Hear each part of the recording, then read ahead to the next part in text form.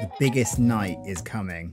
At night, or morning, or afternoon, wherever you're watching it, the online Scotch Awards will be streaming on Aquavita's channel in the coming weeks, or previous weeks. I've probably been quite slow editing this. Last year I did a post-awards rundown where I gave my opinions on the winners, but this time I'm going to tell you which bottles will win. So grab a bottle, get your bets in. Welcome back to GWhisky. I'm Jeff, talking whiskey. Let's crack on.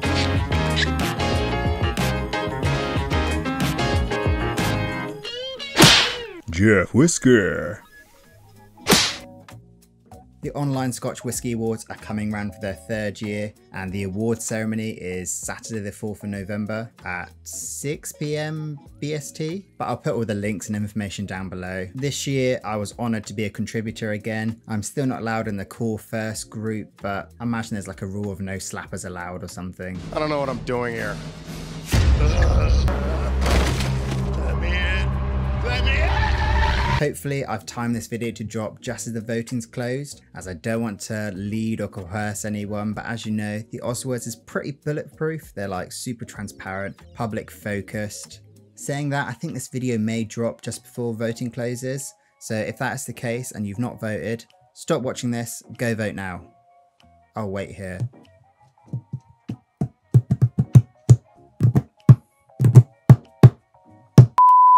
With that said, here are my 100% guaranteed picks and winners in each category. Now starting with my favourite category, the best value whiskey. Got a very strong lineup this year. We got Ardnamurchan AD, Arran 10, Brook Laddie the Classic Laddie, Kilkerran 12, Lecheg 10 and Port Charlotte 10. All these bottles are 46% and above, which really should be like yelling at the whiskey brands what the whiskey community want to see. In fact, all these bottles are great, like really great bottles, and this alone would make an amazing whiskey collection. But out of all of these, my pick, the one that sings best value to me would be between the Kilkerran 12 and the Lecheg 10. I'm going to go against my mad love for Kilkerran and go with Lecheg 10 out of all these picks, mainly just because Kilkerran has increased a bit in price and Lecheg 10 sometimes drops in price online. I've picked up well under £40, so do keep your eyes peeled. But now, for what I think will be the overall winner, it's got to be that hype beast that is Ardnamurchan AD. Now this is a really stunning whiskey, and also it is banging in old fashions. But even without that age statement, the liquid is stellar. It shows that you don't need to have a well-aged whiskey to be, you know, top dog. And the hype is valid and it punches well above that price mark. Also possibly the Classic Laddie, especially with their new bottle design, I could see sneaking their way in there because it is well loved for a reason.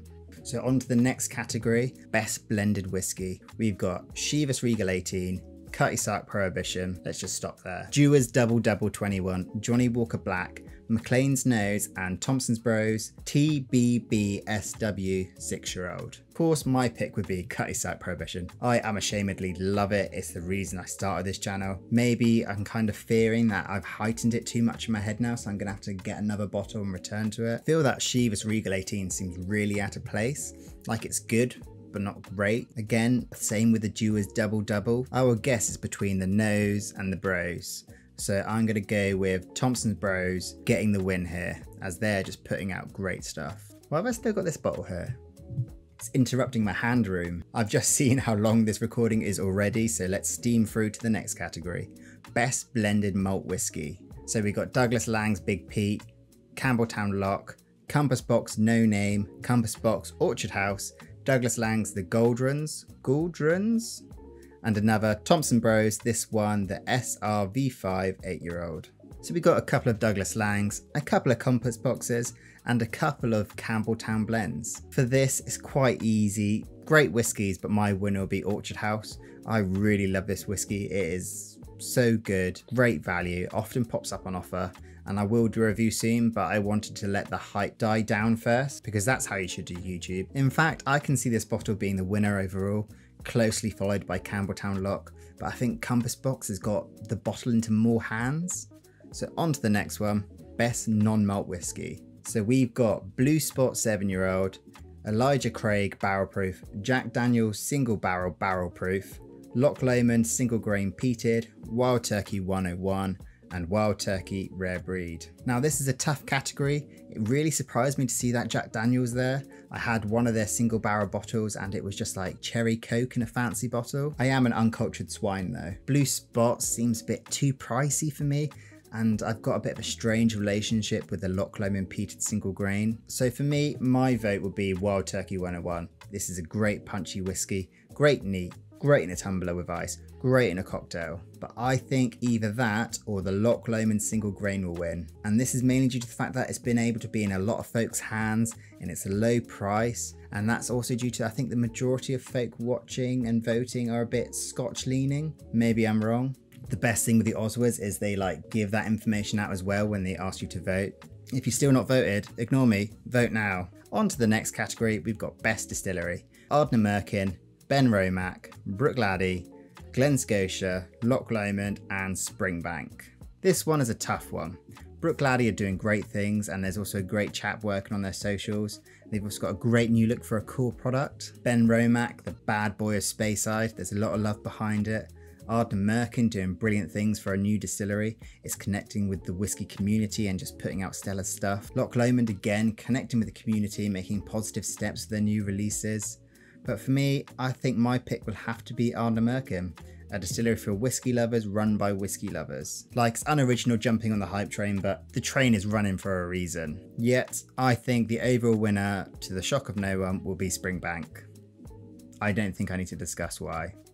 Now on to the next category, Best New Distillery. So we got Ardnamurchan, Bimber, Islay Raasay, Kingsbarn, Lag and Lindores Abbey. Now I'm tempted to go down the Islay Raasay route just on how stunning the bottle is and the liquid's great. Also Bimber, their whiskey is just stunning stuff, but I feel it's a bit too pricey and it's too hard to get a hold of. But to the absolute shock of no one, I'm pretty sure Ardnamurchan will again squeeze it through. They are doing everything right, and that is both my pick and my pick for winner on the night.